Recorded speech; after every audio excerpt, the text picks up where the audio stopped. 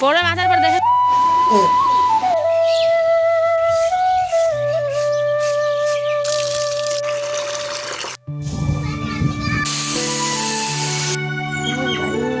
এক না রস হয়ে গেল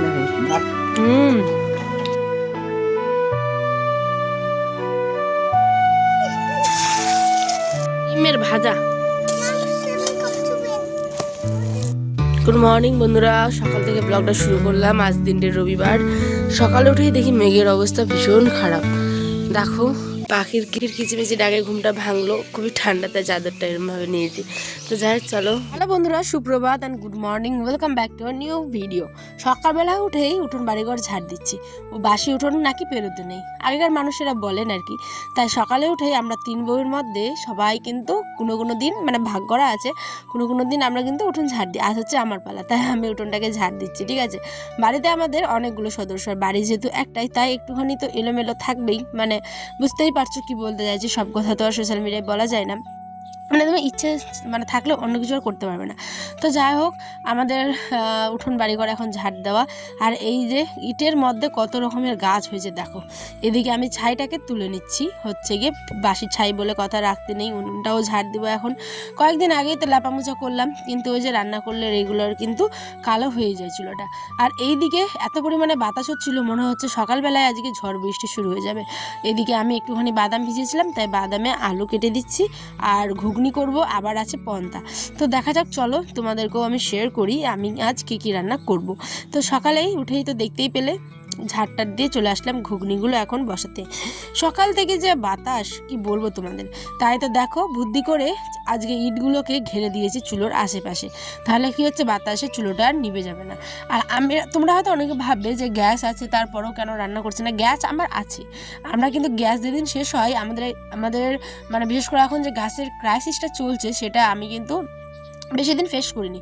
আমার শেষ হয়ে যাওয়ার পরের দিনই কিন্তু আমি গ্যাস পেয়ে গেছি। ওকে, তো আমি এখন গ্যাসটাকে সঞ্চয় করে রেখেছি। এখন যেহেতু রৌদ্র হচ্ছে, জ্বালানিগুলো আমার নষ্ট হয়ে যাবে, তার থেকে আমি মানে বৃষ্টি পরে নষ্ট হয়ে যাবে, তার থেকে ভালো কি রৌদ্রে শুকিয়ে একটুখানি বসে বসে জ্বালেই তো দিব, তাই না? আর যখন বৃষ্টি হবে তখন তো উঠোনে রান্না হবে না, তখন আমি গ্যাসেই রান্না করব, এইটাই হচ্ছে ব্যাপার।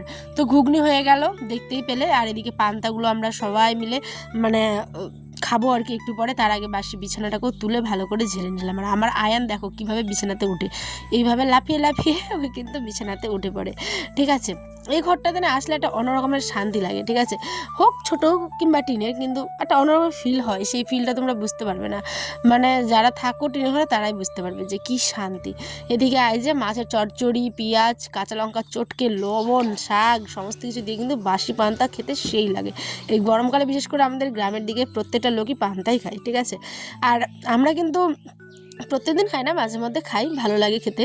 আর এদিকে আয়নের বাবা খেয়ে চলে গেল হচ্ছে স্কুলে, তারপরে যাবে দোকান। এদিকে আয়ান দেখো স্কুল যাবে বলে কত হাসি, ওই ভাবে কি যে ওও এখন যাবে হচ্ছে ওর বাবার সাথে। কিন্তু এই যে এইটুকুই ওর পথ চলা, কারণ কি আয়ান তো এখনও খুব ছোট, যেতে পারে না। আর এদিকে তোমাদের দাদাভাই দেখো চলে গেল হচ্ছে তার গন্তব্যস্থলে। এদিকে আমার ছোট্ট ছেলে খালি দৌড়ে বেড়াচ্ছে, গোটাটাই দৌড়বে আর বলবে মামি স্কুল যাব।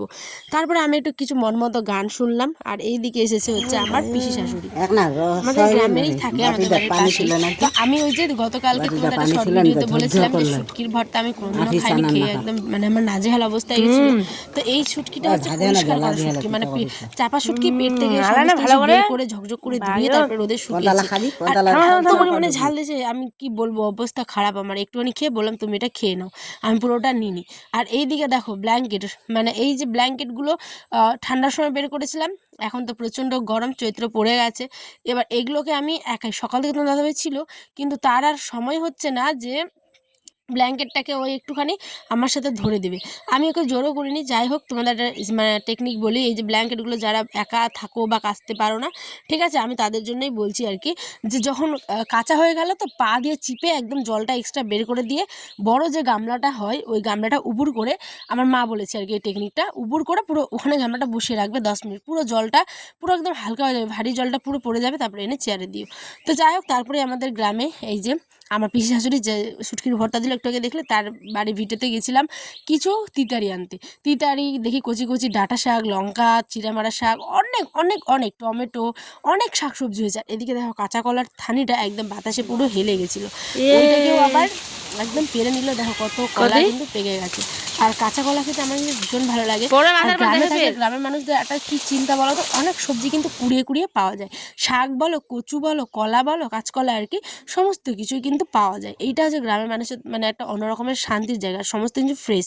তারপরে আমি দুধ জাল দিয়ে আনকে দুধ মুড়ি খাইয়ে দিয়েছি, সেটা তোমাদের সাথে শেয়ার করা হয়নি। আর এদিকে রাতে দেখেছো ডিমের অমলেট, দুটো ডিম ছিল ফাটা, সেন্টার থেকে দিয়েছিল, তো হলাম ফাটা ডিম দিয়ে কী করবো, এই যে অমলেট করে 3 পিস করে কেটে সয়াবিন আলুর ঝোলে ডুবিয়ে একদম সুন্দর করে একটা রান্না কিন্তু করবো, সাথে ছিল স্যালাড। তো তোমাদের ব্লগটা কেমন লাগলো অবশ্যই কমেন্টে জানিও, আর বুদ্ধিটা কেমন লাগলো চুলোটা ঘেরার অবশ্যই কমেন্টে জানিও। অপেক্ষা থাকলাম, কেমন দেখা বানাটি ব্লগে। সকলে ভালো থেকো, সুস্থ থেকো, আল্লাহ হাফেজ।